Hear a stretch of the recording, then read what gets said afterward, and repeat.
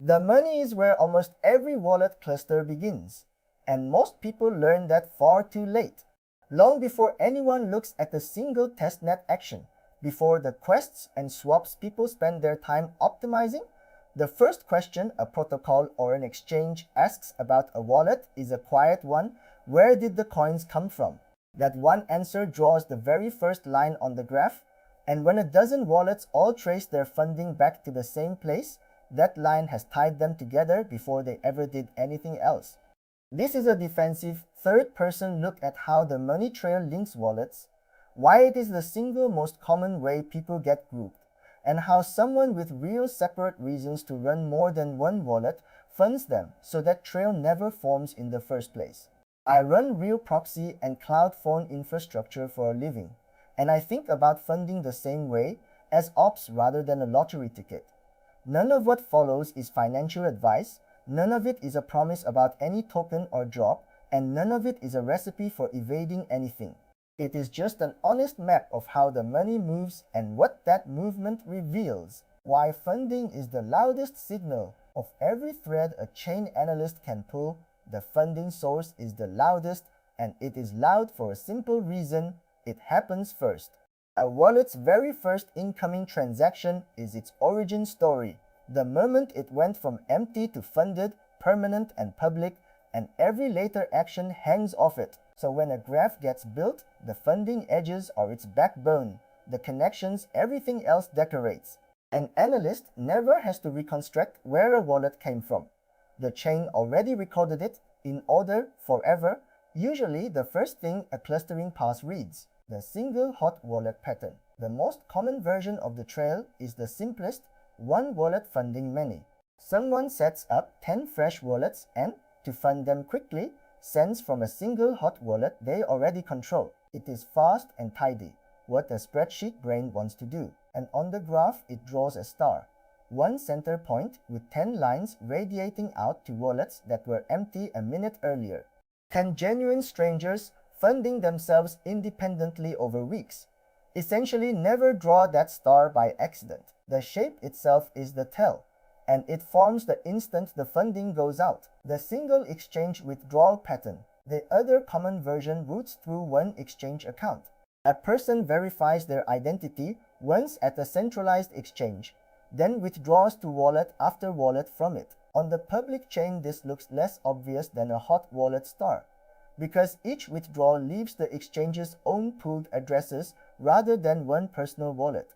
But the exchange's internal records are not fooled. They know one verified account sent to all of those addresses, and that ties every one of them to a single real name the public chain never shows. That is the heavier half of the funding trail, the half that connects addresses not just to each other but to a person. The burst in time. Funding rarely links wallets by source alone. It links them by source and timing together. The star gets brighter when all 10 lines are drawn inside the same hour, each wallet receiving a small amount in a tight window. That burst is pure administrative convenience. Someone funding the whole batch in one go. But convenience is exactly what a detection model is tuned to notice.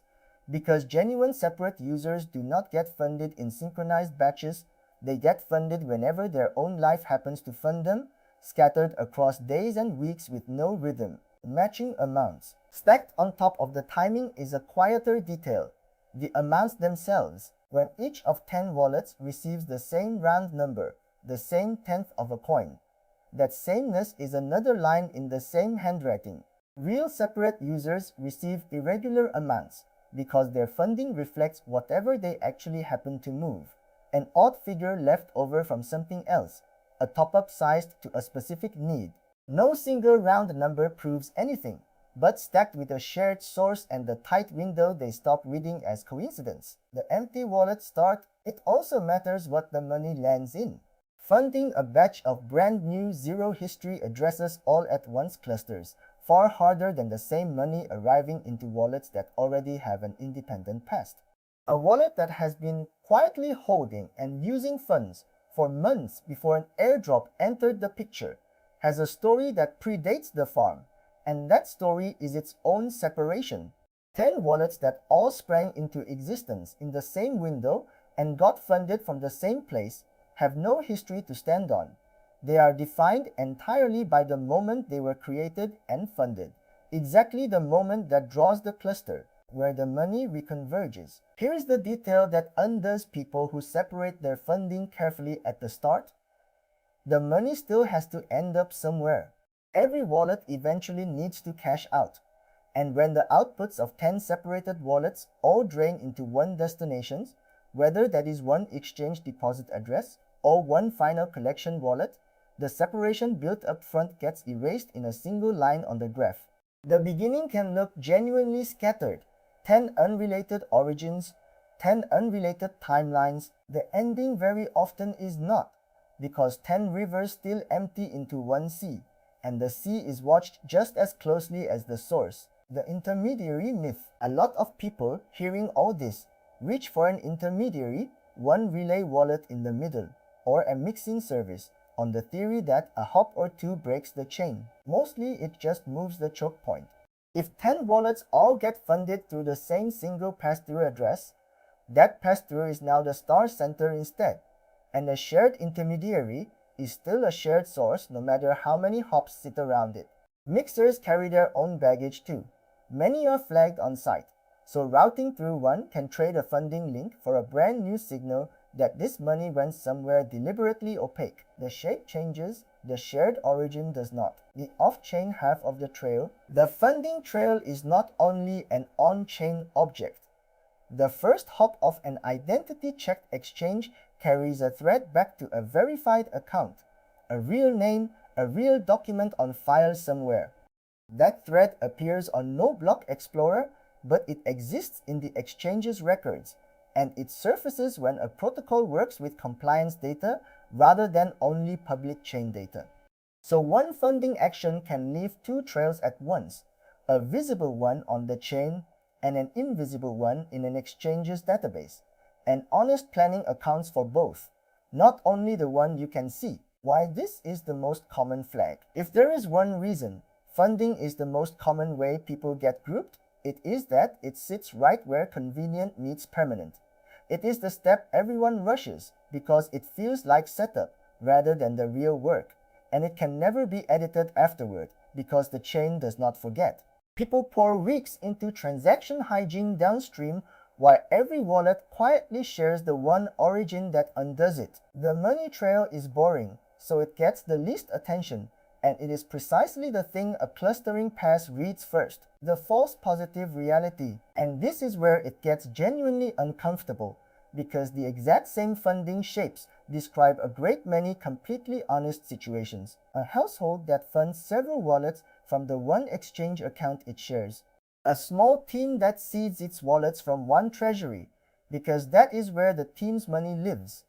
A group of friends who got into a protocol together and funded up around the same weekend because they heard about it in the same chat. None of that is a Sybil operation. All of it draws the same star, and the graph on its own cannot tell coordinated abuse from ordinary shared circumstance. That ambiguity is not a bug someone will patch. It is a permanent feature of scoring the money instead of the person. What genuinely separate funding looks like. So for someone who really does have more than one wallet for real, separate reasons, a personal wallet, a trading wallet, a small team's wallet, the honest goal is not to disguise one source as many, it is to actually have more than one source. That means letting real separation be separation, funding each wallet from a genuinely different origin over real stretches of time, rather than one convenient burst dressed up to look scattered. A personal wallet is funded the way that person funds things. A team wallet is funded from the team's money on its own schedule. None of that is engineered around any detector. It is just the absence of a manufactured coincidence, because the coincidence, not the number of wallets, is what draws the eye. Why real separation beats disguise. This is the part worth sitting with, because it is the whole thesis. Disguise and separation look similar from a distance but behave in opposite ways under pressure. An obfuscated single source is one story that has to hold together perfectly, and the moment analysis improves, or the mixer gets flagged, or the reconvergence point shows up, it collapses at once, because there was only ever one source underneath. Genuinely separate sources have nothing to collapse. There is no shared secret holding them together. Disguise adds a fragile new signal to hide an old one. Separation removes the old signal by making it untrue. One is a construction you maintain forever. The other is just a fact. The limits of any of this. It is worth being blunt about the ceiling. No funding method promises invisibility from analysis with enough data and enough motivation behind it. Clustering keeps improving. The dataset only grows, and a determined enough look will eventually surface structural patterns that genuinely exist, including funding structure. This is not a video about permanently outrunning that, because no honest video can. And anyone selling a guaranteed way to fund wallets that detection can never link is selling something that does not exist. As with everything else on the defensive side, a light record of why each wallet is funded the way it is turns out to be ordinary organization, not a defense you invent after the fact, which source funds which wallet, and why the two belong together. If a process ever filters a legitimate wallet by mistake and offers an appeal, that plain record turns a vague protest into a concrete, checkable explanations. It is the same bookkeeping any organized operator keeps anyway, and it happens to be exactly what a false positive appeal needs. Reason enough to keep it lightly and consistently. Why this keeps mattering? Every season the funding heuristics get a little sharper, because every season they have a larger data set to learn from. And funding is the signal that is both the earliest and the hardest to change after the fact. The durable way to hold up under that is not a cleverer laundering trick. It is simpler and far less exciting, actually funding separate operations from separate real sources, so the trail that links them never gets drawn. That is a slower answer than most people want. But it is the one that keeps holding up season after season, long after any particular trick has been noticed and closed. The full guides are at airdropfarming.org, where the way the money trail links wallets is written up in full, along with the tools I actually use to keep wallets organized. No hype, no guaranteed payout numbers, and nothing that pretends to be financial advice. Just what actually holds up across a season.